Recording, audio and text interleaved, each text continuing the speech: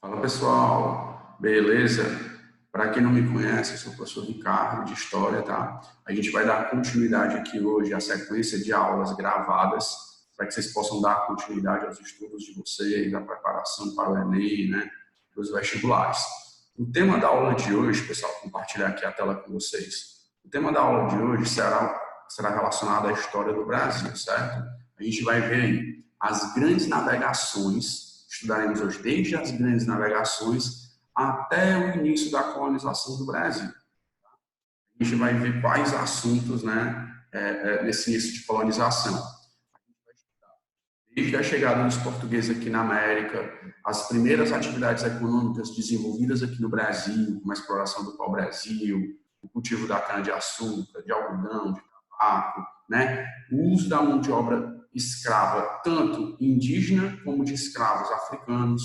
Estudaremos a União, o período da história do período colonial, foi a União Ibérica, né, período em que Portugal e Espanha se uniram, formando um só país. E vamos estudar como se deu a ocupação do interior brasileiro, que se deu do litoral para o interior. Tá? Veremos também o período de exploração do ouro no Brasil, na região de Minas Gerais, e algumas rebeliões que aconteceram no Brasil colonial. Seguindo aí na sequência, a gente vai começar pelas grandes navegações. Tá? Inicialmente, o que foram essas grandes navegações? As grandes navegações se tratavam das viagens marítimas com o objetivo de chegar às Índias. Até então, as navegações elas ocorriam pelo mar Mediterrâneo, né? Naquela época, os países da Europa, principalmente Portugal e Espanha, realizavam comércio de especiarias com as Índias Ocidentais, que é essa região aqui que vocês podem ver, eu estou passando aqui o mouse. Então, Portugal e Espanha seguiam qual caminho? Eles percorriam o mar Mediterrâneo, né? Davam continuidade por aqui, por terra ou por mar, até chegar às Índias, compravam especiarias. O que eram as especiarias? Eram temperos da época que existiam naquela região, tecidos. Voltavam com esses produtos aqui da região das Índias e levavam para revender na Europa. Era um comércio extremamente lucrativo, só que alguns empecilhos ocorreram. Que empecilhos foram esses? Primeiro, o Império Bizantino ele caiu, tá? A cidade de Constantinopla foi tomada, e aí houve a tomada pelos otomanos dessa região, tá certo? Outro fator que ocorreu nessa época foi que os italianos começaram a cobrar pedágios, que aqui é a Itália, ó, estou passando o mouse, nesse país que se parece uma bota, né? Chamado Bota da Europa. Então, os italianos eles começaram a cobrar pedágios para quem passasse aqui por essa região do mar Mediterrâneo e utilizasse os seus portos. O que não tornou, o que fez com que o trajeto por esse caminho não fosse mais tão vantajoso, ok? E aí o que vai acontecer? Portugal e Espanha vão então buscar, inicialmente Portugal, vai buscar uma rota alternativa para se chegar às Índias. A Espanha também vai fazer isso, mas posteriormente. Você pode estar se perguntando aí, mas por que não vai por terra, né? Posso seguir aqui o caminho, ir por terra. Além de ser mais extenso, não é possível levar tanta mercadoria como dá para levar através dos barcos, né? E além do fato de que naquela época tinha guerras, tinha saques no meio do caminho. Então o melhor trajeto seria realmente por mar. Portugal, então, vai dar o pontapé inicial nessas grandes navegações, nessa busca por uma rota que leve-os às Índias. Se eu não vou pelo mar Mediterrâneo, se eu não quero ir por terra, por onde eu posso ir? A alternativa que Portugal encontrou foi contornando o continente africano, se você for acompanhando a seta você vai ver, até chegar às Índias. Só que tinha alguns medos. Naquela época, achava-se que a Terra era plana, então havia-se o medo de se distanciar muito da costa africana e cair no abismo. Tinha-se também o medo de monstros marinhos, acreditava-se que grandes monstros, né, habitavam o oceano e poderiam engolir navios. Vocês lembram daquele filme Piratas do Caribe, onde tem um Kraken, né, que engole lá o navio? O Kraken é uma lenda desse período.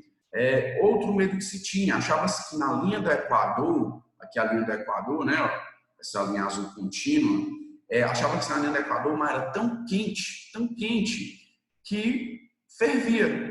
e os navios pegavam fogo. Então tinha uma série de lendas que acabavam por dificultar, né, por influenciar o imaginário dos navegadores daquela época. Mas, independente de tudo isso, Portugal deu início às suas navegações. A gente tem que saber, inicialmente, por que Portugal foi o primeiro país a iniciar as grandes navegações. Eu marquei aqui para vocês, né, alguns motivos. Os motivos seriam esses. Primeiro, Portugal conhecia as técnicas e os instrumentos de navegação. Então, lá em Portugal existia uma escola de navegação chamada Escola de Sagres, onde eles estudavam, né, todas as técnicas desenvolvidas por civilizações anteriores no campo da navegação. Eles também utilizavam a caravela, que era uma embarcação muito boa daquela época, que se movia através dos ventos, né, com grandes velas. Eles também tinham conhecimento da cartografia, que era o estudo dos mapas, da bússola, que permite se localizar, o astrolábio, tá? Então, os portugueses eles tinham um grande conhecimento de instrumentos e técnicas de navegação. Outro fator fundamental para que Portugal desse início às grandes navegações era o fato dele ter uma monarquia centralizada. O que significa isso? Portugal era um país que já estava em paz, né? O rei tinha amplos poderes, Portugal não estava em guerra com nenhum outro país, então isso permitia que o rei de Portugal concentrasse sua atenção em buscar uma rota alternativa para chegar às Índias, financiando assim as navegações. O fato de não estar em guerras, como eu já citei anteriormente, né? Isso é uma preocupação a menos, e Portugal também tinha uma posição geográfica favorável. Se você olhar, Portugal é aqui exatamente onde a seta está, então ele é um país litorâneo, ele tem costa, o que permite ele se voltar para o mar, tá? Qual vai ser o caminho que Portugal vai percorrer para chegar às Índias? Ele vai traçar a rota que nós chamamos de périplo africano, que seria contornando a costa da África. Aqui nesse mapa vocês podem ver, né, uma série de datas. Ele chega em Celta em 1415, a Ilha da Madeira em 1420, Cabo Verde em 1456, Cabo Bojador, Reino de Guiné e assim vai. Por que ele não seguiu o caminho direto para as Índias, né, e voltava? Porque ele foi colonizando aos poucos a costa africana. Ele ia conhecendo reinos, civilizações ao longo da costa da África, foi estabelecendo o comércio, né? Então era vantajoso ir ocupando e estabelecendo o comércio, então ele ia colonizando também essas áreas. Por isso que a viagem não teve uma sequência contínua. Ele ia parando e retornava, parando e retornava, tá? O que vai acontecer? Aqui a gente tem aqui alguns instrumentos na imagem, tá? Instrumentos de navegação daquela época. Então, Portugal vai ser pioneiro nas grandes navegações e esses serão os motivos. Tem esse início, então, a expansão marítima. A expansão marítima ela não era motivada somente pela busca de riquezas materiais, pela busca de especiarias, não. Havia a questão da busca dos novos mercados, como eu já falei para vocês. Havia também a questão de busca por metais preciosos. Como assim, Ricardo? Busca por metais preciosos. Naquela época, as moedas elas eram feitas de ouro, prata ou até mesmo bronze. Então, um país que tivesse mais metais preciosos, consequentemente, conseguiria ter mais moedas. Então, eles buscavam constantemente achar moeda, achar metais para poder fabricar suas moedas. A Igreja Católica também tinha interesse nessas navegações de expandir a fé cristã para novos povos, tá? Então, tinha esse apoio da Igreja e a burguesia que financiava essas navegações, porque para ela era interessantíssimo estabelecer comércio com outros povos, encontrar novos produtos para poder vender na Europa, tá? Mais tarde, os espanhóis também vão dar início às suas navegações. A Espanha, você pode ver aqui no mapa, tem um outro mapa aqui também, eu coloquei dois para vocês, tá? Aqui a Espanha, ela é colada com Portugal, tá certo? Portugal tá aqui, ó, você consegue ver aqui uma linha, a Espanha fica encostada nela, nessas suas navegações também. A Espanha tardou um pouquinho mais para iniciar. Por que a Espanha demorou um pouco mais? Porque a Espanha estava empenhada numa guerra chamada Guerra da Reconquista. Os muçulmanos dominavam boa parte do território espanhol e os espanhóis estavam empenhados em expulsá-los. Quando eles terminam de expulsar os muçulmanos de seu território, eles então se voltam para as grandes navegações. Aí o grande X da questão vai ser: a Espanha poderá utilizar a mesma rota que Portugal? Não, porque essa rota já é controlada pelos portugueses. ela também não vai utilizar o caminho, percorrer o caminho por terra, nem pelo mar Mediterrâneo, pelos mesmos motivos anteriores já citados, que Portugal não utilizava. Então a Espanha vai ter que traçar uma nova rota. Apareceu um navegador, que não era espanhol, ele era genovês, né, era italiano, e ele propôs uma rota alternativa para se chegar às Índias. Que rota seria essa? Essa rota seria contornando a Terra. Ora, se a Terra ela é redonda, então eu posso sair desse ponto, dar a volta e chegar ao outro lado. Então a ideia dele era, está aqui a setinha, acompanha aí, ele sairia aqui da Espanha, percorreria no sentido, né, oeste, navegaria para o oeste. Imagine que a América não existe. Então ele atravessaria essa região, não se tinha conhecimento que havia América naquela época, então ele atravessaria e sairia aqui do outro lado, tá? E aí chegaria às Índias. Então essa foi a proposta de Colombo. Na época houve uma relutância muito grande em apoiar essa estratégia, por quê? Porque a igreja questionava o fato da Terra ser redonda, poder fazer uma circunnavegação, né? Colombo, então, usou estudos de vários teóricos, desde a Grécia Antiga, para comprovar que isso era possível, até que ele conseguiu financiamento. Ora, pensou-se, se a Terra não for redonda, né, quem vai cair no precipício é ele. Se for, nós vamos ganhar alguma coisa. Então, o governo espanhol financia a navegação de Colombo, ele parte em 1492 e ele chega à América, tá? Ele vai chegar aqui nessa região da América chamada Caribe, onde tem um conjunto de ilhas. Ele vai chegar inicialmente na ilha de San Salvador. Na época, quando ele chega nessa ilha, ele imaginou que estava nas Índias, né? Ora, se ele estava em busca do caminho das Índias, ele achou que havia chegado nas Índias. Daí os nossos nativos, os nativos da América, serem chamados de índios, tá ok? Colombo não conseguiu chegar ao continente americano, ele apenas ficou nessas ilhas do Caribe e pensou que havia chegado na Índia, tá? Volta para a Espanha para contar da novidade e isso se espalha lá, né? Os espanhóis então encontraram uma rota mais curta para as Índias. Portugal fica preocupada. Por que Portugal fica preocupada? Se você perceber, a Espanha, teoricamente, achou ter chegado às Índias em 1492. E os portugueses só foram chegar às Índias, né, contornando a África, em 1498. Então, teoricamente, os espanhóis teriam chegado antes, apesar de que não eram as Índias. Quando o rei de Portugal escuta isso, ele, peraí, os espanhóis já chegaram, eles partiram depois da gente, iniciaram suas navegações posteriormente às nossas, e já chegaram nas Índias, tem algo estranho aí. E aí, ao escutar os relatos que vinham da Espanha de como eram as Índias, descritas por Colombo, que tinha uma grande mata exuberante, que os povos de lá andavam com poucas roupas, o rei de Portugal vai estranhar. Por quê? Porque ele já tinha conhecimento de como as Índias eram e não batia com os relatos que ele tinha de outras pessoas que já foram à Índia anteriormente. Portugal, então, desconfiou que talvez Cristóvão Colombo, esse navegador da Espanha, tivesse chegado em novas terras. E aí, o que é que Portugal vai fazer? Portugal, então, corre em assinar um tratado. Inicialmente é assinado a bula Interquetra, em 1493, né? O Papa, ele assina, o Papa naquela época era como mediador das relações diplomáticas entre os países, então ele assina essa bula afirmando que todas as terras até 100 léguas da ilha de Cabo Verde, vocês têm aqui na imagem a ilha de Cabo Verde, todas as terras a 100 léguas da ilha de Cabo Verde pertenceriam a Portugal, tá? Até 100 léguas. Só que Portugal já sabia que a 100 léguas da ilha de Cabo Verde só tinha mar, então ele não aceitou. No ano seguinte, em 1494, foi assinado então o Tratado de Tordesilhas, que estendeu essa linha daqui para cá. E aí vem o questionamento, você já deve ter aprendido anteriormente, né, que Portugal chegou ao Brasil sem querer, né? Pedro Álvares Cabral partiu com suas naus, com seus navios em busca das Índias, desviou do caminho e chegou no Brasil, né, como se fosse obra do acaso.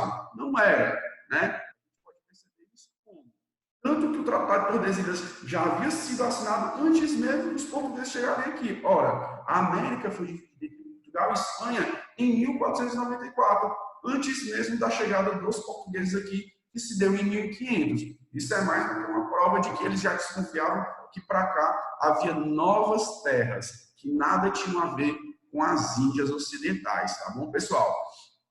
E aí, o que acontece? Tem essa assinatura do Tratado de Tordesilhas, essas terras do novo continente ficam divididas, né, entre Portugal e Espanha, a leste pertencentes a Portugal, a oeste pertencentes à Espanha. A gente tem aqui no mapa que algumas grandes navegações, né? De verde é o caminho percorrido por Vasco da Gama, foi o primeiro português a chegar às Índias, tá? De roxo, Pedro Álvares Cabral, você vê aqui, ó, ele parte, chega onde hoje é Porto Seguro, na Bahia, e depois segue viagem para as Índias. De rosa, Cristóvão Colombo, e mais tarde Fernão de Magalhães, que vai ser um navegador português que foi contratado pelo governo espanhol para circunnavegar a terra, né? Então ele faz o que Colombo queria fazer. Ele contorna a América, segue viagem aqui, atravessa, né? Percorre todo o mundo até regressar à Espanha. Agora, olha só, Ricardo, por que o nosso continente se chama América, né? O navegador que vai confirmar de que não se tratava das Índias, mas sim de um novo continente, será um navegador chamado Américo Vespúcio.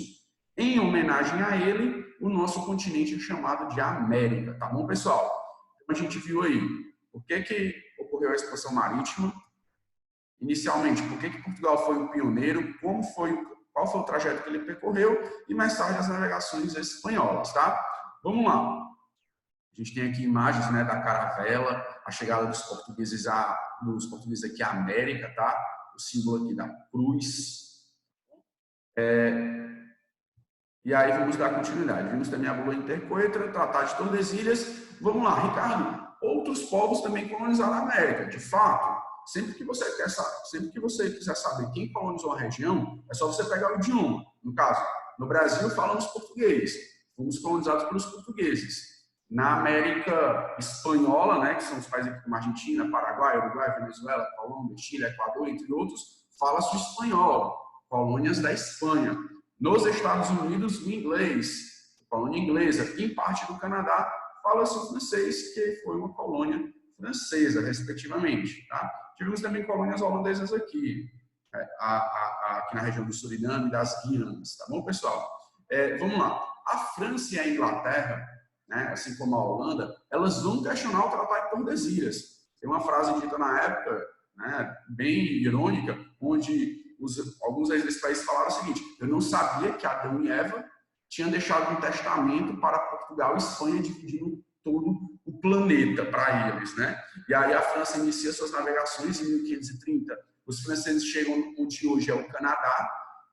Em 1555, os franceses ocupam ali onde hoje é a Baía de Guanabara, do Rio de Janeiro. Depois eles são expulsos em 67. Em 1612, eles tentam ocupar o Maranhão, fundando a França equinocial, mas depois são expulsos. Veremos isso posteriormente, tá? A Inglaterra vai chegar em 1584, no atual território dos Estados Unidos. São fundadas lá as 13 colônias, também estudaremos daqui a pouco.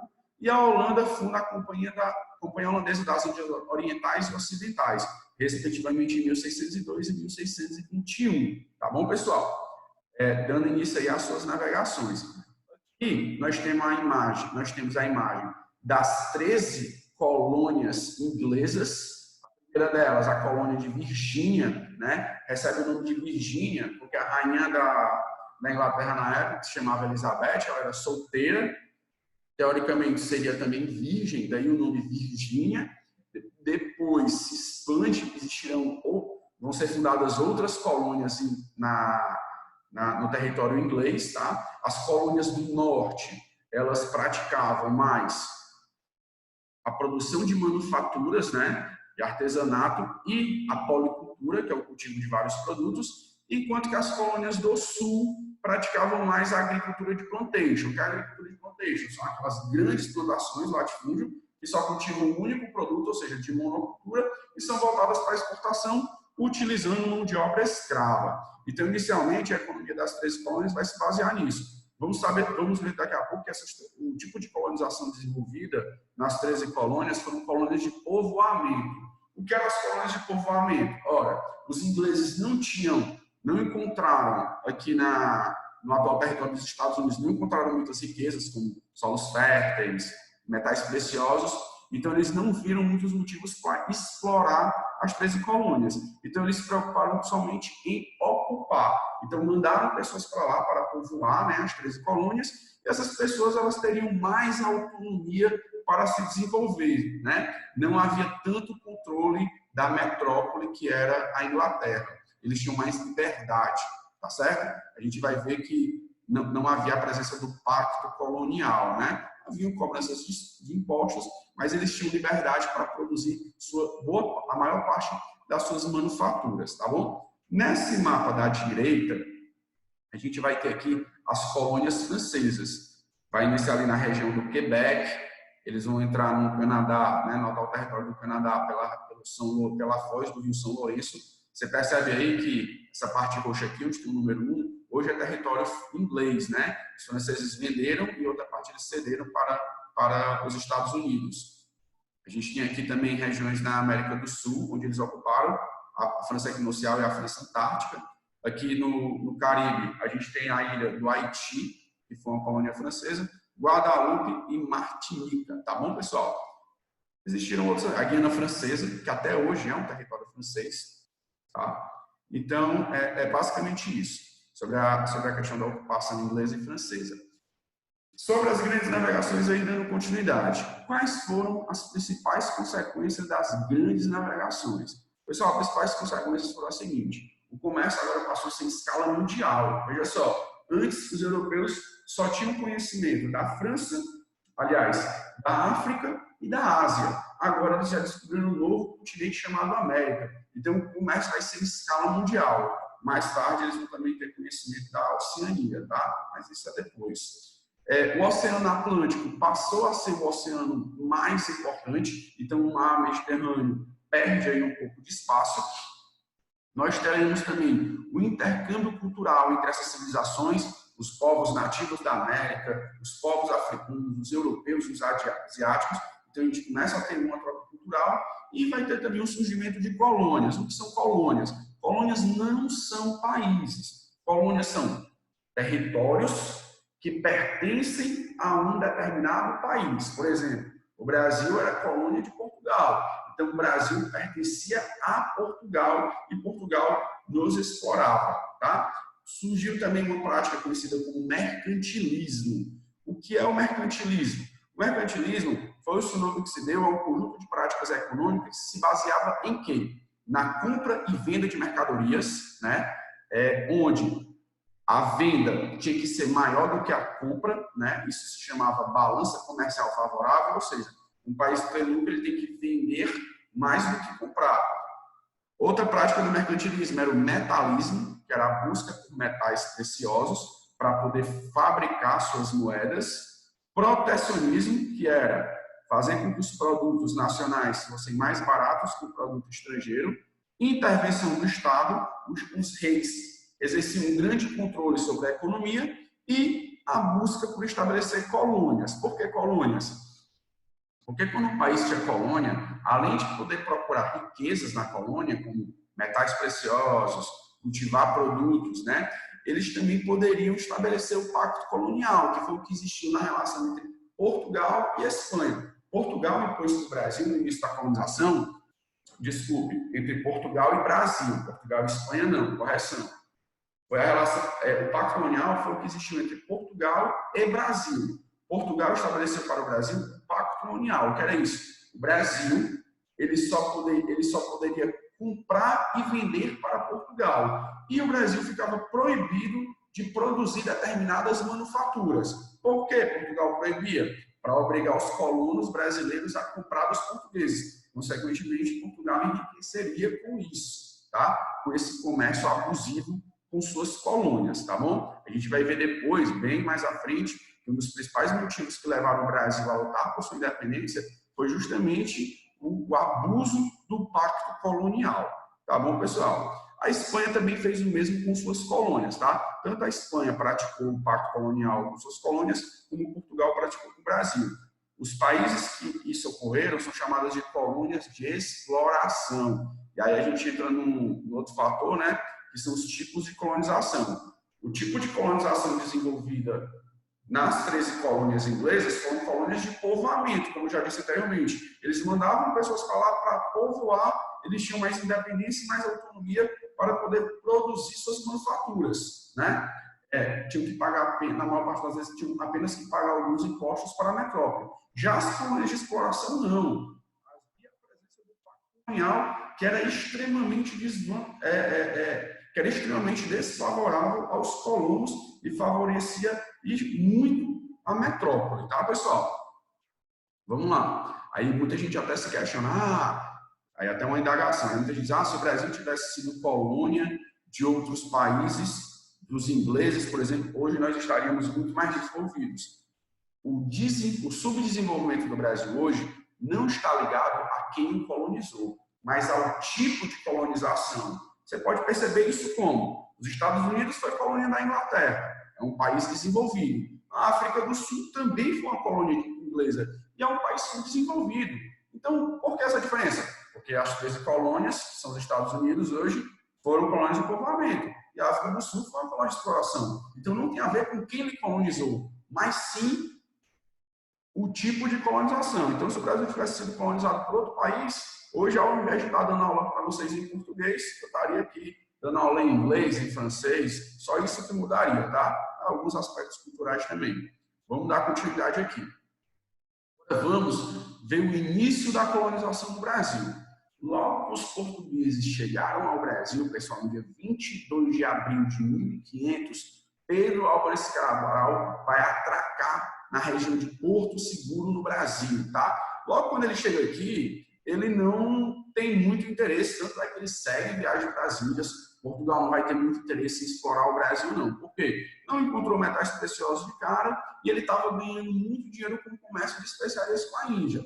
Porém, eles viram que no Brasil existia uma planta chamada pau-brasil e que essa planta, que já era conhecida dos portugueses, ela era muito boa. Tanto sua madeira era boa, como de dentro dela dava para se extrair um líquido, né? Um líquido vermelho, uma tintura vermelha, que era usada para tingir roupas, entre outras coisas. A gente tinha aqui um artesão, né, manuseando aqui o tecido nesse líquido do pau-brasil. E aí os portugueses então resolvem explorar o pau-brasil aqui. Quando os portugueses vão explorar o pau-brasil aqui no nosso país, eles vão contar com a ajuda de quem? Dos índios. Como é que foi esse contato dos índios com o homem branco, Ricardo? Em alguns locais foi mais amistoso, em outros não. Os índios aqui do Ceará, no nosso estado, por exemplo, eles botaram logo o homem branco para correr. Os índios aqui eram extremamente valentes. Em outros cantos, os índios viram o homem branco como um deus, né? Ele montado ali no cavalo, a armadura, pensavam que era um deus. Em outros, ele tentou estabelecer realmente trocas culturais. O homem branco, então, os portugueses, usaram a mão de obra indígena para poder cortar o pau-brasil, né? Guardar em suas feitorias e depois armazenar nos navios para o transporte. Feitorias eram meio que entrepostos comerciais construídos aqui na América para poder se fixar momentaneamente. Como é que ele conseguiu convencer os índios a trabalhar para eles? Através de um negócio chamado escambo. O que era escambo? O escambo era a troca do trabalho indígena por objetos.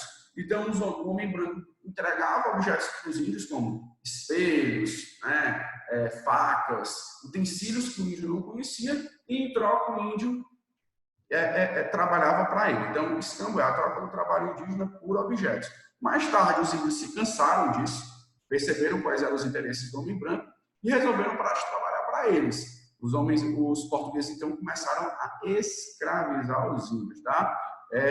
Portugal, de cara, tinha muito interesse em procurar metais preciosos, mas, como eu disse, não achou. A gente vai ver que a descoberta do ouro no Brasil vai se dar mais tardiamente.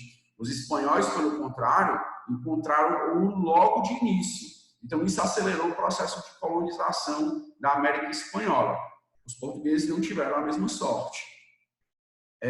De 1500 até 1530, pessoal, Portugal estava ganhando muito dinheiro no comércio de especiarias com as Índias. Somente a partir de 1530 é que os portugueses vão dar início à primeira tentativa de colonização. Primeiro porque o comércio de especiarias estava entrando em declínio Segundo, porque o Brasil começava a ser saqueado por outros países. Então, os portugueses resolveram, então, tentar colonizar o Brasil. A primeira tentativa vai se dar no ano de 1530, com Martim Afonso de Souza. Ele vem para o Brasil com o objetivo de fundar vilas, doar terras, né, que eram chamadas de sesmarias, construir igrejas, desenvolver o cultivo da cana-de-açúcar, buscar ouro. Só que, é como diz aquele velho ditado, uma andorinha só não faz verão. Martim Afonso de Souza não tinha como ocupar todo o território brasileiro, né? Ele sozinho ser o responsável por essa ocupação do nosso território. Ele chega a fundar uma vila, que é a Vila de São Vicente, em 1532, vai ser uma vila que vai prosperar bastante, vai cultivar a cana-de-açúcar lá. Daqui a pouco nós iremos ver por que ele optou pela cana-de-açúcar, tá? A gente tinha aqui, essa imagem aqui, só voltando, né? A gente tem aqui os índios trabalhando para o homem branco, na prática conhecido como escambo. Aqui no canto da imagem você vê os portugueses entregando objetos para os índios e aqui ao fundo os índios trabalhando para os portugueses, tá bom, pessoal? Vamos aqui dar continuidade. Percebeu-se então que Martim Afonso de Souza não teria como ocupar todo o território brasileiro. O rei de Portugal então teve uma ideia. Portugal não tinha condições financeiras de ele mesmo bancar a colonização do território brasileiro. Então ele resolveu adotar uma estratégia que ele já tinha utilizado antes em outras colônias, que é a criação de um sistema de capitanias. O que é esse sistema de capitanias hereditárias? Deixa eu tirar a tela aqui do canto para vocês darem uma olhada. O sistema de capitanias hereditárias era o seguinte: ele dividia o Brasil em faixas de terra, como você pode ver aqui, ó. Isso aqui é a América Portuguesa, né? A parte da América que pertence a Portugal. E cada uma dessas faixas de terra seria entregue. Inicialmente tentou-se doar para nobres portugueses, mas eles não tiveram interesse. Depois buscaram entregar para pessoas ligadas à burguesia, à alta burguesia. Foi entregue então territórios para eles no Brasil, foram doados. E esses donatários, como eram chamados, essas pessoas que recebiam suas capitanias aqui, eles teriam como papel principal o quê? Fundar vilas, cultivar cana-de-açúcar, buscar ouro, né? Criar leis. Eles seriam responsáveis por governar essas capitanias. E elas seriam hereditárias, ou seja, seriam passadas de pai para filho. Só que o que acontece, pessoal? A maioria dos donatários nem pisaram no Brasil. Tá? Muitos não queriam atravessar o Oceano Atlântico, chegar aqui, se deparar com índios selvagens, né? Doenças tropicais. Por conta disso, somente duas capitanias vão prosperar: Pernambuco e São Vicente. Pernambuco, porque tinha um solo extremamente fértil, solo de massapê muito bom para o cultivo da cana-de-açúcar, e São Vicente também, que já havia sido cultivado lá por Martim Afonso de Souza. Alguns livros de história trazem também a Bahia. A Bahia também é uma capitania que vai se desenvolver bastante. Então, assim, você vai ver em alguns outros livros que são 3 capitanias: Pernambuco, São Vicente e Bahia, tá?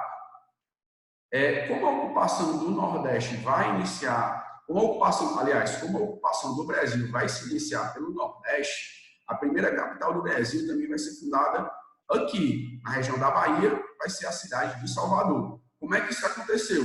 Como os donatários não tiveram muito interesse, não desempenharam o seu papel, né, a que foram designados para realizar, o rei de Portugal, então, resolveu criar a figura do governador-geral. O que é o governador-geral? Era uma espécie de rei do Brasil. Tá? Ele iria administrar o Brasil e fiscalizar donatários, né, incentivá-los a realizar a ocupação e tudo mais. O primeiro governador-geral do Brasil foi Tomé de Souza, em 1549. Depois, ele que vai fundar a primeira capital, que é Salvador. Depois, Duarte da Costa, em 1553, será em seu governo que os franceses invadem o Brasil, né, na região do Rio de Janeiro, e vai ser no governo de Mendes Sá que eles são expulsos. O governo geral também, pessoal, não teve tanto efeito. Por quê? Porque o Brasil era um território extremamente extenso.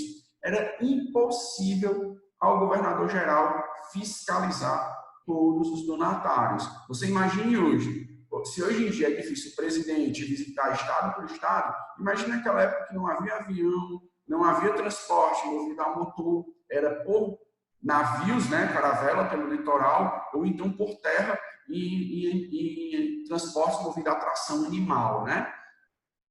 Outra solução encontrada para poder incentivar essa ocupação foi a criação de câmaras municipais. As vilas, cada vila teria direito a criar uma câmara municipal. É bem semelhante às câmaras municipais que nós temos hoje, onde trabalham os vereadores. Só que eles, políticos da época, eram chamados de homens bons, né? Traduzindo, homens bons eram homens ricos, com terras, homens com posses. E aí eles seriam responsáveis por criar leis para a vila, fiscalizar, cobrar tributos, tá? Então, isso foi outra maneira de aprimorar a administração da colônia portuguesa, aqui no caso no Brasil. Tá bom, pessoal? Os franceses, como eu já disse anteriormente, eles invadiram o Brasil, França Antártica, no Rio de Janeiro. Eles contaram com o apoio dos índios locais daquela região. Os índios não gostavam dos portugueses, então eles ajudaram os franceses a ocupar aquela região. Mais tarde, os portugueses expulsam os franceses de lá e os índios da região se rebelam contra os portugueses. Eles formam uma confederação chamada Confederação dos Tamoios para lutar. É um grupo. A Confederação dos Tamoios é uma confederação formada por tribos indígenas para lutar contra os portugueses, mas eles acabam sendo derrotados, tá? Os franceses também invadem a França equinocial, mas também são expulsos pelos portugueses.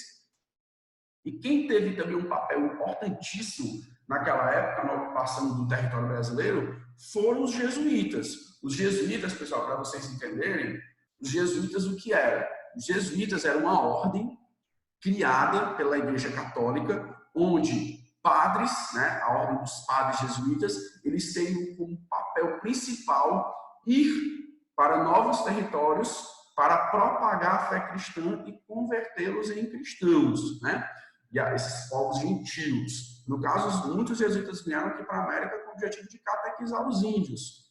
E aí, para isso, eles tentaram inicialmente catequizar de aldeia em aldeia. Depois, eles tiveram a ideia de construir aldeamentos ou missões. O que eram esses aldeamentos ou missões? Até aqui uma imagem mostrar para vocês. Missão jesuíta de São Inácio. Era como se fosse uma espécie de grande aldeia, onde os índios morariam lá e eles seriam então catequizados, tá? Eles iam aprender a falar português ou espanhol, dependendo de onde a missão fosse. Eles iam aprender os ensinamentos cristãos.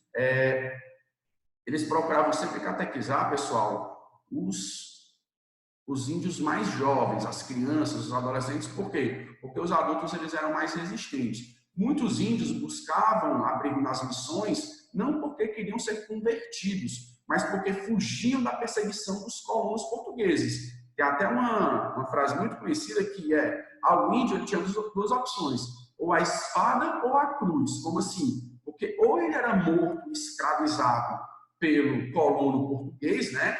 Ou o colono português escravizava ele, ou o matava, caso ele resistisse, ou então ele era catequizado pelos padres jesuítas. Daí a frase, né? Ou a cruz ou a espada. E aí muitos índios buscavam refúgio nos aldeamentos porque eles contavam com a proteção da Igreja Católica, apesar de que isso não impediu de alguns colonos atacarem também as missões jesuíticas.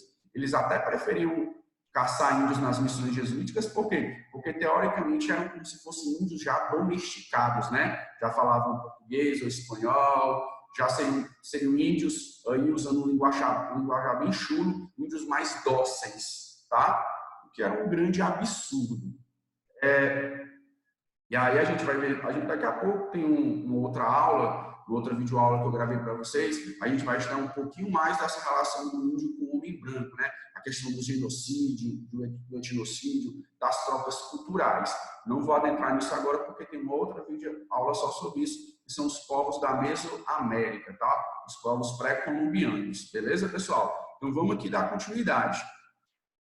Percebemos então que a ocupação do território brasileiro iniciou-se com o pau-brasil, depois com a criação de capitanias hereditárias, câmaras, governo geral, câmaras municipais e com os padres jesuítas. E aí o que acontece? O rei de Portugal percebeu que era necessário adotar no Brasil alguma atividade econômica que atraísse as pessoas. E o que atrai o ser humano, em sua grande maioria das vezes, principalmente naquela época? É a busca por riquezas. Então era necessário no Brasil encontrar uma atividade econômica que trouxesse grandes lucros. O rei de Portugal, então, resolveu cultivar no Brasil o açúcar, tá? Ele resolveu cultivar no Brasil o açúcar. E para que esse cultivo fosse realizado, que daqui a pouco eu vou falar aqui, o açúcar naquela época era um produto muito valorizado no mercado europeu, ele resolveu trazer para cá mão de obra escrava. Tá? Vou pular aqui esse slide sobre a escravidão, vou falar primeiro sobre o açúcar, e aí a gente volta para o uso de mão de obra escrava. Por que Portugal resolveu cultivar o açúcar no Brasil? Primeiro, porque o clima e o solo, principalmente no Nordeste, é extremamente favorável ao cultivo da cana. Portugal já conhecia as técnicas de navegação, tá, pessoal? E também porque o açúcar tinha uma alta taxa de lucro, era um produto extremamente vantajoso de ser vendido. Como é que se deu o cultivo de cana-de-açúcar no Brasil? Se deu através do sistema de plantation. Já falei anteriormente o que é o plantation, né? É um latifúndio, que é um latifúndio, é uma grande propriedade de terra de monocultura, que só cultiva um produto e que utiliza mão de obra escrava. E o seu produto é voltado para o mercado externo. O plantation de hoje em dia, vocês aprendem isso em geografia, utiliza mão de obra assalariada, né? É voltado também para o mercado externo, só que tem um uso de muita tecnologia. Naquela época, o plantation era caracterizado assim, tá? O engenho também, a fazenda de engenho, né? Engenho inicialmente é a parte onde o açúcar era preparado, mas posteriormente passou a se chamar de engenho toda a fazenda que cultivava açúcar. O engenho era dividido em algumas partes. Você tem um engenho em si, onde o açúcar é preparado, a casa grande, que era onde o dono da fazenda dormia, junto com sua família. Lembrando que naquela época a sociedade era extremamente patriarcal, o homem é que mandava, né? A mulher, ela não tinha voz, a sociedade era extremamente machista, tá? Você tinha a senzala, onde os escravos dormiam, e os canaviais. A gente tem aqui na imagem, né, ó, a casa grande, tá? Nós vamos ter o engenho, onde a cana era moída e o açúcar era preparado. O canavial e a senzala. Você tinha também nas fazendas de engenho, normalmente tinha-se uma capela, porque as fazendas eram muito afastadas das vilas. Então as pessoas não tinham o costume de ir para a vila diariamente, né? Elas rezavam na própria fazenda, tá certo? Dessa imagem retrata bem o engenho daquele período. O que vai acontecer? Qual foi o tipo de mão de obra utilizada? Utilizou-se no início mão de obra escrava indígena, porém a Igreja Católica proibiu a escravizar os índios. Por quê? Porque a Igreja Católica tinha interesse em catequizar os índios e expandir a fé cristã. Começou-se a escravizar, então, os negros vindos da África. Como é que se deu essa escravidão, pessoal? Seguinte, os portugueses já praticavam a escravidão com negros da África antes mesmo de chegar ao Brasil, quando eles começaram a ocupar o território africano, tá? Na África existia escravidão já, tem muita gente que fala, mas na África já tinha escravidão, existia, mas não era a mesma escravidão praticada pelos portugueses. A escravidão que existia na África era prisioneiros de guerra que se tornavam escravos, pessoas que tinham dívidas, pagavam suas dívidas como escravos, e havia até mesmo pessoas que pediam para ser escravas porque não tinham como se sustentar. Só que a distinção entre o proprietário de escravo e escravo não havia uma desigualdade tão grande, né? Não era por questões raciais, né? O escravo não era subjugado na maioria das vezes. A escravidão praticada pelos portugueses foi uma escravidão racial. O negro vindo da África ele era tratado como se fosse um animal. E o interessante notar, a gente ficar atento, que a igreja justificava isso. Tanto a igreja católica apostólica romana como a igreja evangélica, que era a igreja protestante daquela época, eles justificavam a escravidão do negro dizendo que o negro não tinha alma. Se ele não tinha alma, ele poderia ser escravizado e tratado como um animal, que é um verdadeiro absurdo. Tá? E aí o que acontece? Como é que se dava esse tráfico? Os portugueses eles iam para a costa da África, lá eles contavam com o auxílio dos pombeiros. O que eram os pombeiros? Pombeiros eram africanos que iam em busca de capturar, de arranjar escravos para entregar para os portugueses. E aí essa troca se dava ou em dinheiro, na minoria das vezes, na maioria das vezes eram trocados por armas, por objetos, por rum, tá? E aí os portugueses então levavam os escravos para a América para serem vendidos. Aqui a gente tem os principais pontos de partida, né? Lagos, Luanda, Sofala, na região da costa africana, e aí para onde eles iam, tá, pessoal? A maioria dos escravos que vieram para o Brasil eram de origem sudanesa ou eram bantus. Aqui a gente tem essa sequência de imagens aí, explica para a gente um pouco essa trajetória. Aqui a gente tem a captura, o primeiro quadrinho aí no alto, no canto esquerdo. A gente tem aqui a captura dos escravos na África, depois o transporte deles no navio negreiro. O navio negreiro, pessoal, eram navios que tinham os seus porões muito pequenos, os negros ficavam todos amontoados lá, uns colados com os outros, e eles eram transportados nesses navios para a América. As condições desses navios assim eram horríveis, né? Os negros eram super maltratados, faziam suas necessidades ali mesmo, adoeciam, muitos morriam na travessia, tá? Tem um filme muito interessante que vocês podem assistir chamado Amistade. Aliás, tem uma sequência de filmes que vocês podem assistir sobre essa aula. Inicialmente eu recomendo para vocês, né, 1492, A Conquista do Paraíso, que vai tratar das navegações espanholas. Nós vamos ter também Amistade, que é esse que vai tratar do tráfico negreiro, tá? Outro filme muito bom é A Missão, que vai retratar o papel dos jesuítas, da construção das missões, da relação deles com os índios. Então, esses 3 filmes são interessantíssimos para a gente entender o início da colonização aqui na América, tá, pessoal?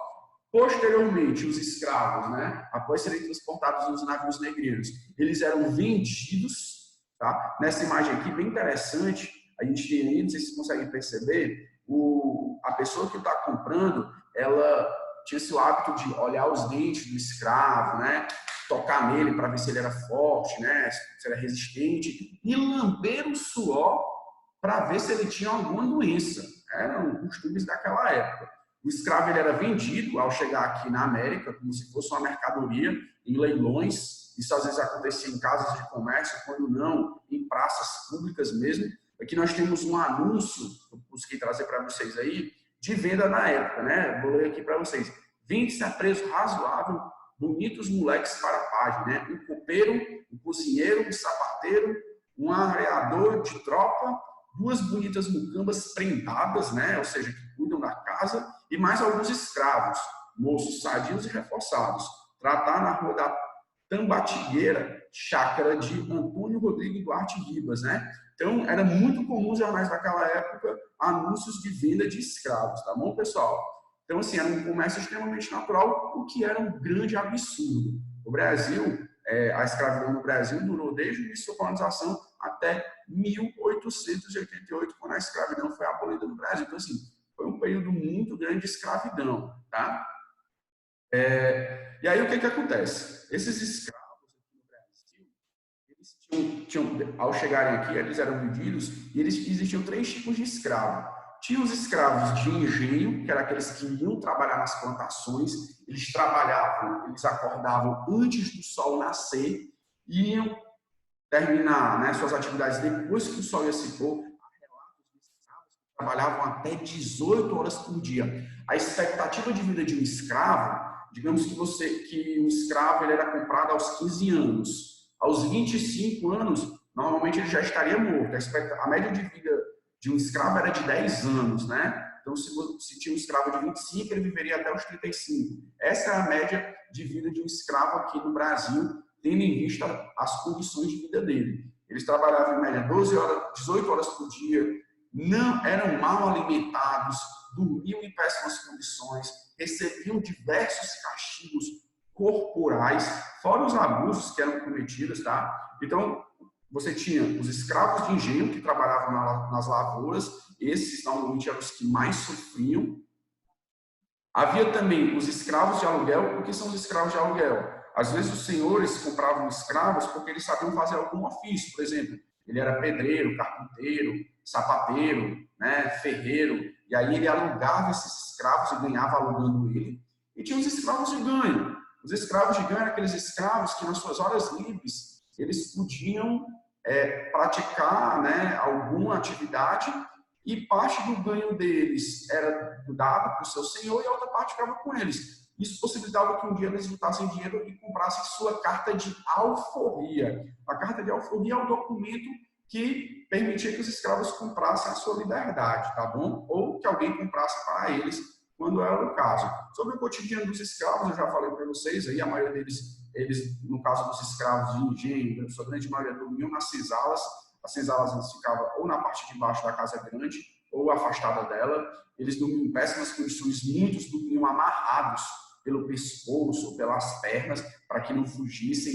Havia castigos corporais. Um castigo muito conhecido era dos negros serem amarrados a troncos e receberem chicotadas, tá? Muitos morriam devido a essas chicotadas. Haviam abusos sexuais cometidos às escravas e até mesmo aos escravos, tá? Como é que os negros buscavam resistir?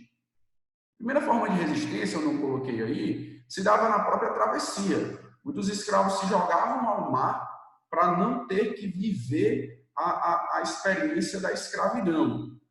Ao chegar aqui na América, outros tantos fugiam para comunidades, né, de escravos fugidos, chamados quilombos. O quilombo mais conhecido é o quilombo do Palmares, cujo seu líder era Zumbi. O quilombo dos Palmares foi destruído pelo bandeirante Domingos Jorge Velho. A morte do Zumbi, que foi no dia 20 de novembro, é conhecido como o Dia da Consciência Negra, tá? Tem uma música que eu acho muito bacana, do Nat Roots, eu ia trazer aqui o verso dela para vocês, que ele trata esse período. O nome da música se chama Palmares. Vocês podem dar uma olhada, tendo em vista que o vestibular gosta muito de trazer trechos de música, pinturas para vocês analisarem. E ele traz uma passagem que ele fala assim, né? A cultura e o folclore são meus, mas os livros foi você quem escreveu. Quem garante que Palmares se entregou? Quem garante que Zumbi você matou? Né? Ele diz que a história dos negros no Brasil é contada pelo homem branco. Então, vários fatos que nós sabemos sobre os negros aqui no Brasil são contados a partir da visão do prisma do homem branco e não dos negros. Então, isso é algo a ser refletido. Muitos negros aqui também, escravos, revoltavam. A gente vai estudar posteriormente, eu só cito aí a revolta dos malês, a balaiada, haverão outras, tá? Os negros também atacavam os engenhos, destruindo as máquinas, queimando as plantações. E as escravas, quando ficavam grávidas, muitas realizavam abortos para que os seus filhos não viessem a se tornar escravos, tá bom? Então, essas eram as principais formas de resistência. A capoeira também, que era uma dança, começou a ser utilizada como uma técnica de luta. Outro fator bem interessante é que os escravos, para poderem preservarem sua cultura, né, eles usavam elementos da cultura do homem branco para poder manter a sua. Um exemplo aqui bem prático, né? Nossa Senhora, em algumas religiões de matriz africana, é Iemanjá. Então, a imagem de Nossa Senhora é utilizada para poder, né, idolatrar, celebrar Iemanjá. Isso aí se chama sincretismo. Sincretismo é quando você adota elementos de outra cultura para poder preservar a sua, tá bom, pessoal? Os escravos, eles não trouxeram para o Brasil somente sua força de trabalho, não. Eles trouxeram com eles a cultura deles. A gente vai ter as religiões, como a Umbanda, o Candomblé, a gente vai ter as danças, né, como a capoeira, várias palavras de matriz africana, vários alimentos, né, de origem africana. Então, os povos africanos, eles trouxeram para cá também sua cultura. E não vamos achar que os africanos são todos iguais. Cada região da África falava um idioma diferente, tinha uma cultura diferente, e eles trouxeram isso para o Brasil. Isso fez com que o Brasil hoje fosse um país extremamente rico culturalmente, né? O Brasil, ele surge, então, dessa mistura do índio, que também tinha sua cultura aqui, do homem branco, principalmente os portugueses, e os africanos, que vieram para cá como escravos. Já falei aqui para vocês sobre a produção açucareira, né? E aí vamos agora dar continuidade aqui sobre esse tópico. Como é que a gente tinha a produção ali do açúcar, e aí essa produção se dava da seguinte forma: o açúcar era plantado, né, pelos escravos. Os escravos colhiam a cana, levavam para o engenho, lá a cana ela era moída, o caldo de cana era transformado em um açúcar mais escuro, chamado açúcar mascavo. Esse açúcar ele era transformado em barras de tijolos e era vendido para a Holanda, para Portugal. Portugal revendia para a Holanda. O que a Holanda fazia com esse açúcar?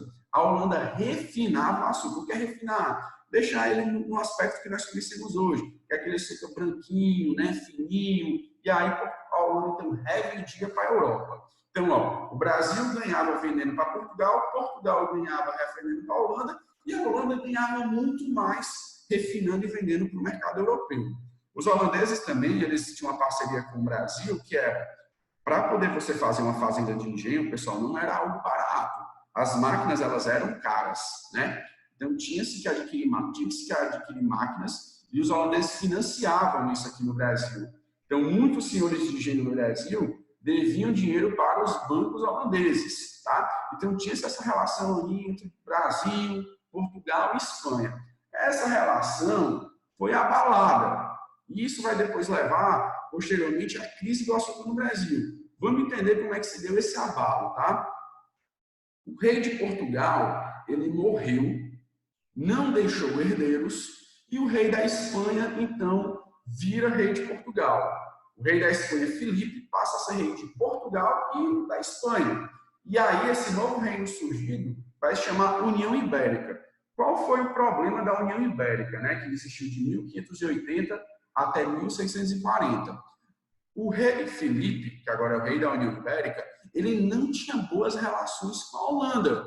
Então, ele proíbe o comércio do açúcar com os holandeses. Os holandeses, então, ficam extremamente chateados e preocupados. Por quê? Porque o açúcar que vinha do Brasil era uma fonte de renda importantíssima para eles, porque eles revendiam esse açúcar após refinar.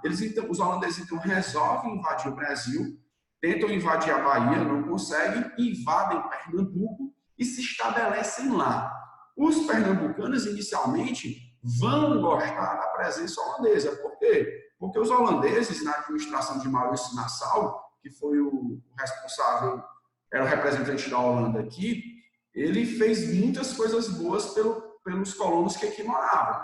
Ele vai reformar a cidade de Olinda, ele vai conceder empréstimos para os senhores de engenho, ele vai prorrogar o pagamento de empréstimos, ele vai permitir a liberdade religiosa. Então, ele foi um excelente administrador, os colonos adoraram. Acharam melhor ser administrado por ele, os holandeses, do que pela União Ibérica. Então, os holandeses conseguiram se fixar lá. Construíram fortes, né? Fortes dos Reis Magos. A gente tem aqui na imagem, essa imagem do lado direito, mostra toda a região dominada pelos holandeses. Vocês percebem que eles construíram vários fortes, inclusive aqui no nosso estado, Ceará, eles chegaram a dominar, construíram aqui um forte chamado Forte Schaneburg, que depois, quando eles são expulsos, esse forte passa a ser chamado de Forte de Nossa Senhora da Assunção, existe até hoje, é onde funciona um dos batalhões aqui na nossa cidade, tá? Fica ali próximo à Praia do Mucuripe,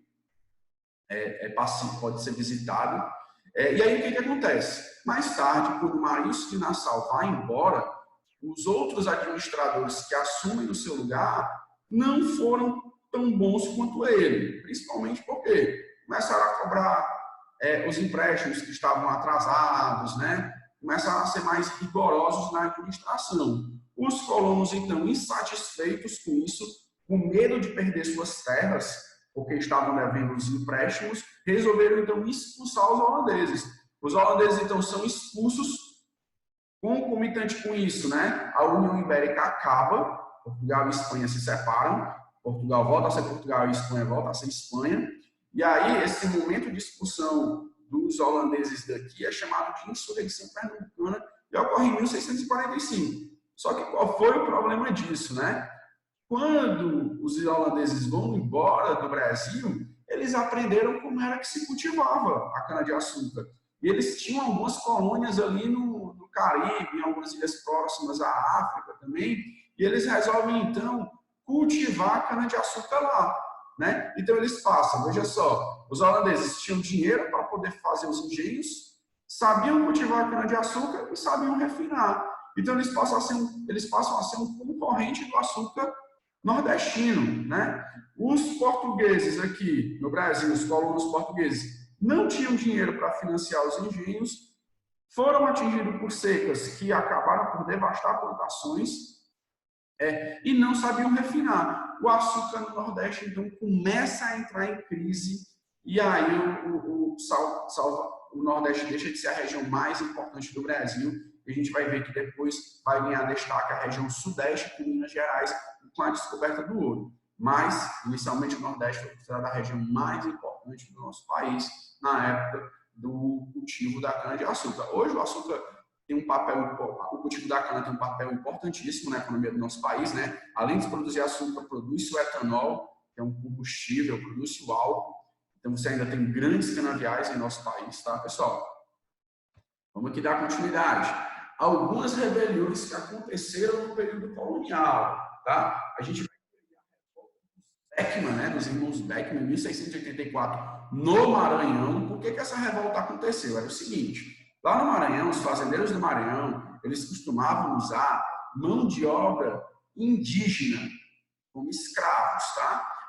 O rei de Portugal proibiu escravizar os índios em 1680, e então os fazendeiros do Maranhão ficaram sem saber o que fazer. Ó, se nós não podemos escravizar os índios, como faremos então? Portugal então cria no Maranhão em 1682 a Companhia de Comércio do Maranhão, que vai ter como papel todos os anos levar para lá, vender, né, através da companhia, pelo menos 500 escravos. Então, para vocês entenderem melhor, a Companhia de Comércio era uma companhia criada no Maranhão que tinha como objetivo o quê? Vender escravos para o povo para os fazendeiros do Maranhão e vender também produtos que vinham de Portugal, além de comprar também do povo do Maranhão os produtos que eles queriam vender para o exterior. Então, ele meio que, a Companhia de Comércio meio que era um representante comercial, né? Ela fazia essa ponte entre o que vinha de fora do Brasil para o Brasil e o que saía do Brasil para fora, tá bom? Qual foi o problema? A Companhia de Comércio não estava trazendo escravos na quantidade suficiente, estava cobrando preços abusivos pelos produtos que ela repassava e estava querendo pagar pouquíssimo pelos produtos que ela comprava dos colonos do Maranhão. Liderados por Manuel Beckman, os fazendeiros então fecham a Companhia de Comércio, expulsam de lá seu donatário, mas aí Portugal então manda tropas para o Maranhão e reprime o movimento. O seu líder será enforcado, tá? A Guerra dos Mascates, o que foi? Lembra que eu disse para vocês que Pernambuco tinha um papel importantíssimo no cultivo da cana-de-açúcar e Olinda era a principal cidade? Quando o açúcar entra em crise, Olinda deixa de ter tanta importância e Recife cresce como um grande centro comercial. Recife não era uma cidade ainda, não era uma vila, ela era subordinada a Olinda, só que Recife começou a crescer, principalmente por causa do comércio. Esses comerciantes eles eram chamados pelos senhores de terra de Olinda de mascates. E aí, um dia, Recife resolveu pedir para o rei de Portugal o direito de se emancipar e fundar sua vila. Em 1709, então, Recife é elevada à categoria de vila, podendo ter Câmara Municipal, fazer suas próprias leis e não está mais subordinada a Olinda. Os senhores de Olinda não aceitam, tá? Principalmente porque eles deviam muitos empréstimos aos comerciantes de Recife, e aí tem-se início a Guerra dos Mascates, né? Como eu disse, os comerciantes do Recife eram chamados pelos senhores de Olinda de mascates. Quem ganha essa guerra é Recife, e até hoje, né, nós temos aí as duas cidades vizinhas e separadas, tá? Apesar de serem coladas uma na outra. Outra revolta vai ser a revolta de Vila Rica, que vai acontecer na região de Minas Gerais. Eu vou deixar para falar dela para vocês daqui a pouco, quando eu explicar o ciclo do ouro. Então vamos acompanhar aí. Pessoal, como é que se deu então a ocupação do litoral e do interior brasileiro? Só recapitulando, a maior parte eu falei. Ao Brasil, no litoral, tá? O Brasil foi explorado aqui no nosso litoral. O Brasil que fazia parte principalmente da Mata Atlântica, pessoal, foi praticamente toda devastada no período colonial, tanto para exploração do pau-brasil como para a construção de canaviais. Hoje nós não temos nem 10% do que era a Mata Atlântica naquele período, tá? Um verdadeiro desmatamento. Outra atividade que vai ter importância na ocupação do território brasileiro será o cultivo da cana-de-açúcar no litoral do Nordeste e em algumas regiões do Sudeste, né? O plantio do tabaco também, que era para produzir o fumo, também teve um papel importante no litoral. O cultivo do algodão, tá? A gente tem aqui mais embaixo o cultivo do algodão. O algodão que se adaptou mais aos climas secos. O algodão ele é bom de ser ele consegue ser cultivado em regiões de clima seco, de interior, então isso começa a ser um fator importante para a ocupação da região litoral, interior, principalmente do Nordeste, tá? Para aquelas capitanias que não tinham terras tão férteis. Aí nós vamos ter aqui um produto que vai ganhar importância, que é a criação de gado. Pessoal, o gado no começo ele era criado mais para poder atender às necessidades alimentares dos colonos.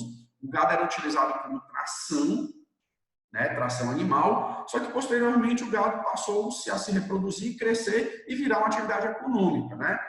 No começo ele era uma atividade paralela, suplementar, mas ele começa a se destacar. E aí o gado, como ele era criado próximo às fazendas de engenho, acontecia muito do gado comer, se alimentar das plantações, invadir as plantações e acabar pisoteando. E aí isso fez com que em 1701 fosse proibido criar gado no litoral brasileiro. Por quê? Porque no litoral já era cultivado a cana. Então esse gado teve que ser levado para o interior.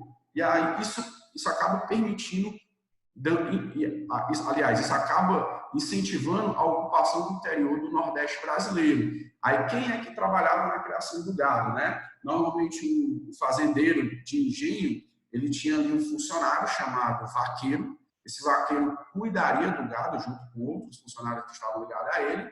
E o vaqueiro, pessoal, ele não era um escravo, né? Por que ele não podia ser escravo? Porque você imagina, você botar um escravo para cuidar do gado, escravo montado no cavalo, né? O escravo fugiria na hora, né? E aí o que vai acontecer? Então precisava de um trabalhador livre. Esse trabalhador vai ser a figura do vaqueiro.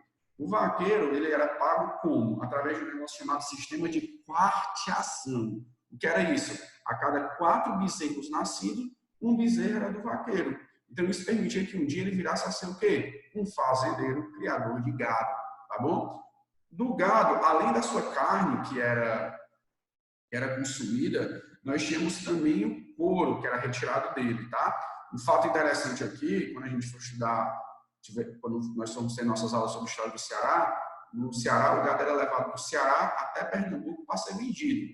E aí, no meio do caminho, o gado morria, fugia, né? Emagrecia. Então, isso simbolizava muito prejuízo financeiro. Aí, o povo do Ceará teve a ideia de que, ao invés de levar o gado vivo, já levar ele abatido.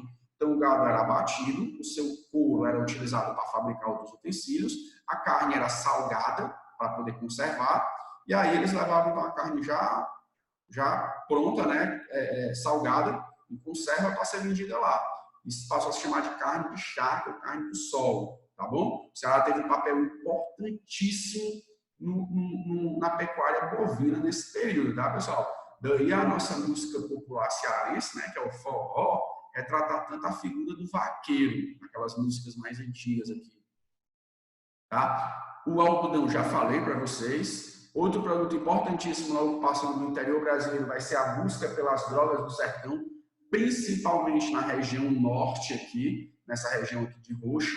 Por que drogas do sertão? As drogas do sertão, elas eram produtos ligados ao extrativismo vegetal, eram produtos extraídos da natureza, tá? E aí começou-se a buscar esses produtos para revendê-los. Eles tiveram um papel importantíssimo também a busca por essas drogas do sertão na ocupação do interior brasileiro. Por último, nós vamos ter aqui os bandeirantes. Pessoal, os bandeirantes é o seguinte, quem eram os bandeirantes? As bandeiras, como eram chamadas, eram expedições, tá? Formadas por homens armados que tinham como objetivo o quê? Caçar índios para vender como escravos. Aí você diz, Ricardo, mas não era proibido caçar índios? Era, mas os bandeirantes não ligavam para isso, eles praticavam essa atividade ilegalmente, não havia muita fiscalização naquela época, tá? Então, era proibido, eles caçavam índios para vender como escravos, buscavam escravos também fugidos e cobravam recompensa por isso, né? E buscavam metais preciosos. Nessa busca por metais preciosos, os bandeirantes acabaram encontrando ouro na região de Minas Gerais, tá? Várias cidades foram fundadas pelos bandeirantes, como eles percorriam o interior, eles iam fundando pequenas cidades, né? Eram entrepostos, onde eles paravam e ali iam se fugindo comunidades. Perceba que os bandeirantes eles acabaram ultrapassando a linha do Tratado de Tordesilhas.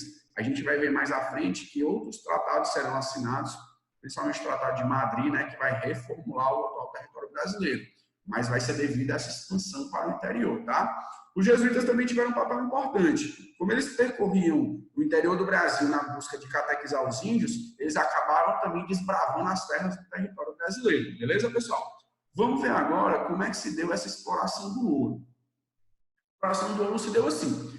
Foi encontrado ouro na região de Minas Gerais, tá? Foi encontrado ouro na região de Minas Gerais. E aí o que acontece? Quando é encontrado ouro nessa região, a notícia logo se espalha pelo Brasil, por Portugal, e muitos aventureiros vão para aquela região em busca de enriquecer logo. Mas quem foi que encontrou? Foi os bandeirantes.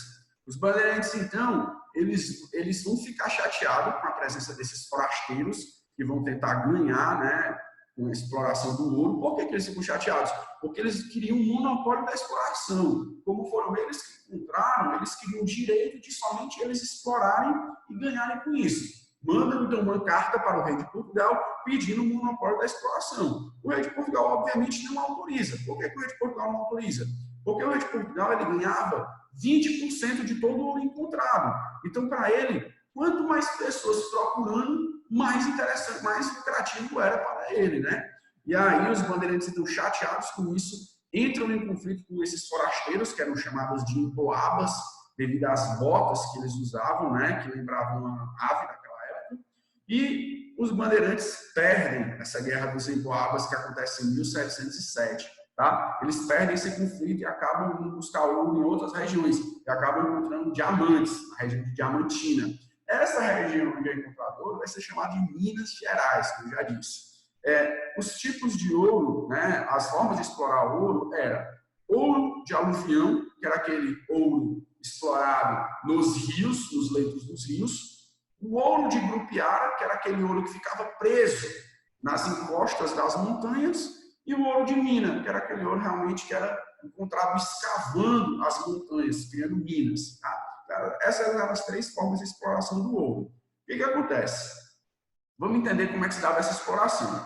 Quando uma pessoa encontrava ouro, a primeira coisa que ela tinha que fazer era informar o intendente das minas. O que era o intendente das minas? Né? Existia um órgão chamado Intendência das Minas, que era responsável por fiscalizar a exploração do ouro. Então, quando você encontrava ouro, você ia lá, informava o intendente ia no local que você encontrou e dividia aquela área em datas. O que são datas? São lotes.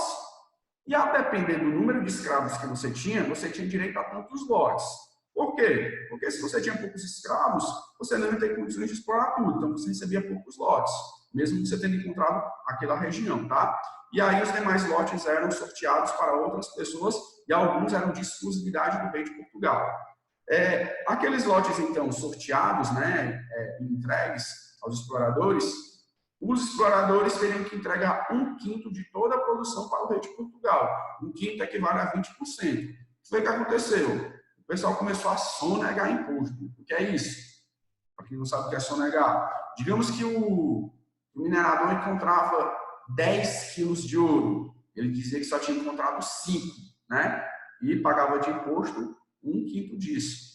Ele encontrava 20 quilos, falava que só tinha encontrado 10, e ele escondia o ouro. Esse é um termo muito conhecido nessa época, é o santo do pau-oco. O que é isso? Era um santinho oco por dentro, por onde eles escondiam o ouro, tá? Para não ter que pagar imposto. O rei de Portugal percebeu, então, que essa prática estava ocorrendo e resolveu criar as casas de fundição. O que era isso?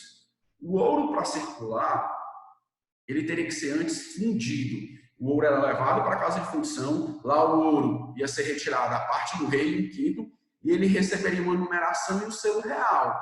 É como se fosse assim, um selo, um ouro original. Né? Ricardo, mas se eu não quisesse levar na casa de fundição? É como se fosse hoje você ter um carro sem documento.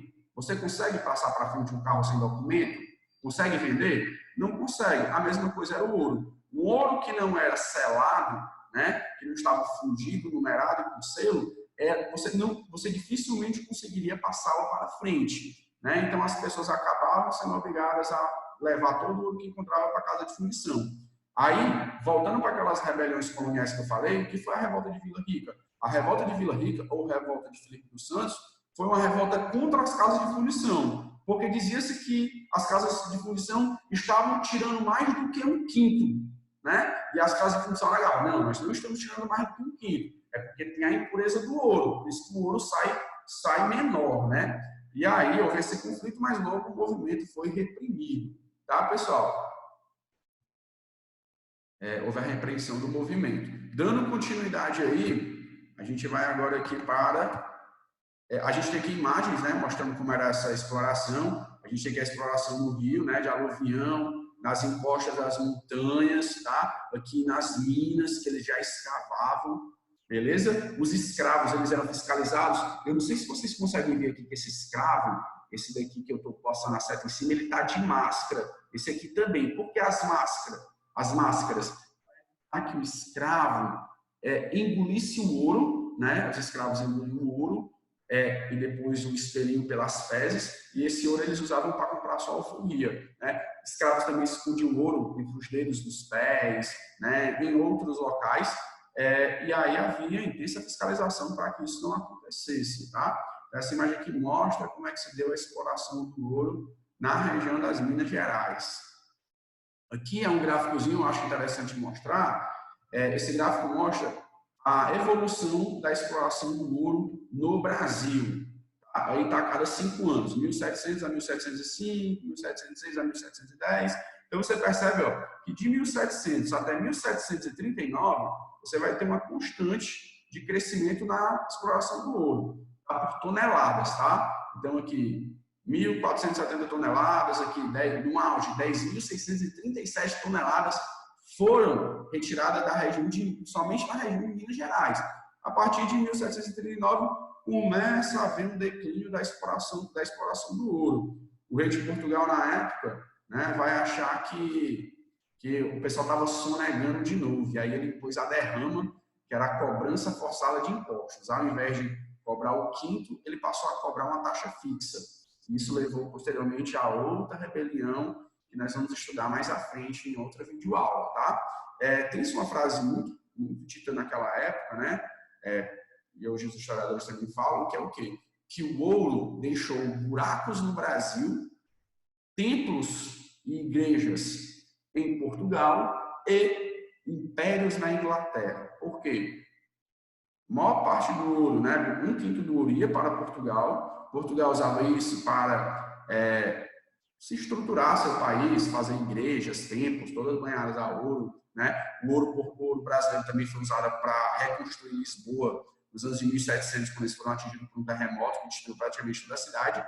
E Portugal, como devia muito dinheiro à Inglaterra, pagava a Inglaterra em ouro. E os ingleses usaram isso para financiar as suas manufaturas e, posteriormente, o seu processo de industrialização. Tá? Então, tem essa frase dita. Pessoal, sobre então o início da colonização, nós vamos encerrar aqui, beleza? Eu espero que vocês tenham gostado da aula, tá? Espero que vocês tenham gostado da aula, tenha sido proveitosa. Posteriormente, nós vamos dar continuidade aqui ao processo de colonização no Brasil. E aí, eu peço que vocês assistam também outra videoaula que eu vou postar, que é sobre os povos indígenas da América, que está interligado com a aula de hoje, tá bom? Grande abraço, tudo de bom. Curte aí o nosso vídeo, compartilha e, se possível, comenta também. Tudo de bom aí, pessoal. Abração.